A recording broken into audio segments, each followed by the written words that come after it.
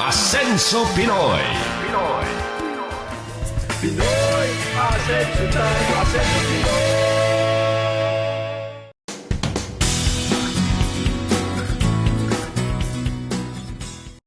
Ayon sa kasaysayan, ang Pilipinas ay sinakop ng iba't ibang lahi mula pa sa ating mga kanununuan. Kaya naman, maraming impluwensya na mga pananakop ang nakalimbag sa libro ng ating kasaysayan. Isang konkretong halimbawa na buhay pa sa kasalukuyang panahon ay ang mga lumang simbahan, antique and ancestral houses at iba pang istruktura na makikita sa iba't ibang panig ng bansa. Sa aming pagtungo sa Negros Occidental, dinalaw ng Asenso Pinoy team ang isa pang magnificent and glorious structure, ang tinatawag na The Ruins of the Mansion sa Talisay City. The ruins used to be the mansion of Don Mariano Ledesma Lacson, isang wealthy sugar baron. Sinasabing ang mansyon was created out of love, kaya naman tinawag itong Taj Mahal ng Negros Occidental.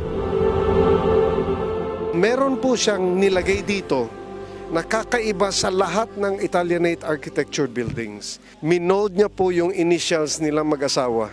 The two M's that stands for Mariano and Maria. May makikita pang special markings ang The Ruins na nagpapahiwatig na ang may-ari ng mansyon ay isang kapitan ng barko. The house became a mansion. Ngayon kung makikita niyo po doon sa pinakatuktok ng mansyon, meron po mga shell-inspired decors. Paikot yan. Sabi nila, pag nakakita ho kayo ng shells sa taas ng bahay, you can readily say it is owned by a captain of the ship. With the inimitable designs and precision, ay talaga namang inabot na ito ng daang taon na nakatayo pa rin.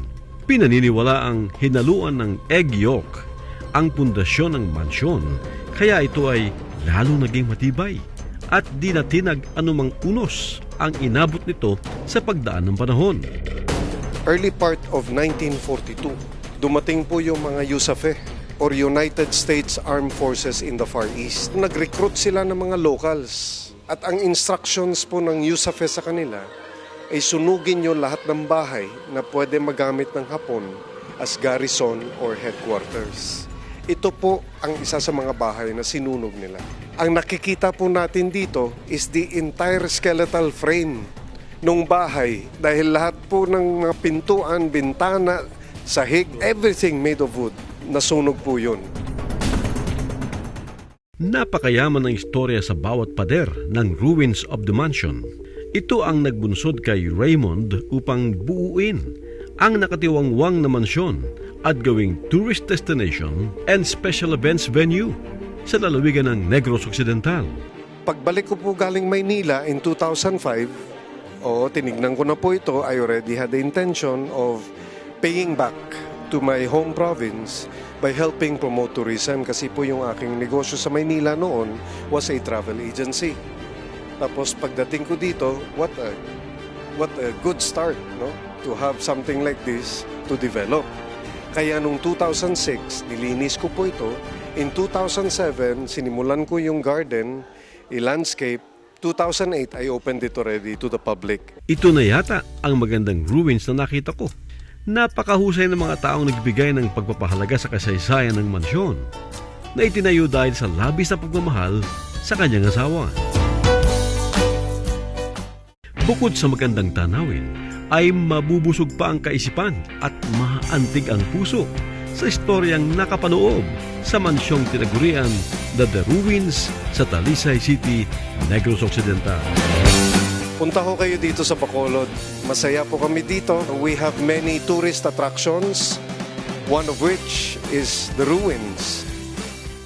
Mula dito sa The Ruins of the Mansion sa Negros Occidental, ako si Francis Cardona ng Asenso Pinoy. Ang bahaging ito ay inihatid sa inyo ng Petron. Petron, world-class fuel made by the Filipino for everyone.